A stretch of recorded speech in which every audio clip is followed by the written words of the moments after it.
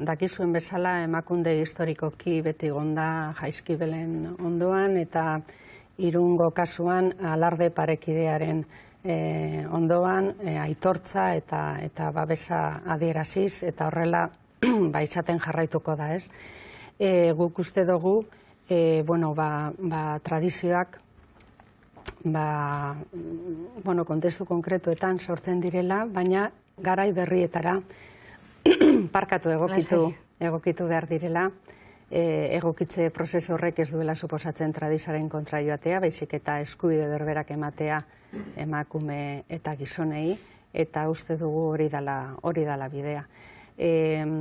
Kasu honetan, uste dut ikusi dugula Euskal Herriko hainbat herrietan zelan posible dan prozesu horiek martxan jartzea, bai Zumarragan, Oñatin, Antxolan, horrelako antzeko prozesuak egin dira, erantzun egokiak emateko tradizioen aurrean, eta uste dugu zentzu honetan ere, eta herrietan baita ere, bai Onjarbin eta bai Irunen, beharrezkoa izango litzateke elkarrizketako bideak eraikitzea gaiaren inguruan, hausnarketa sakon bat egitea eta errora joateko. Arazoaren erroan berdintasun eza dago eta uste dugu eraldaketa bat sortzeko herritarren implikazioa beharrezkoa dela. Uste dugu erantzukizun bat dagoela bertoko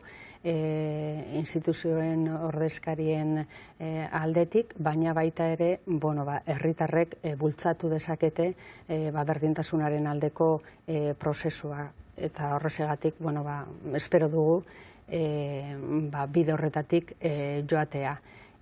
Eta esperantzarako mesua gero eta jende gehiago, gazte gehiago parte hartzen dutela bai Jaizkibelen eta bai Irungo alardean, eta honek ez duela atzera bueltarik, ez?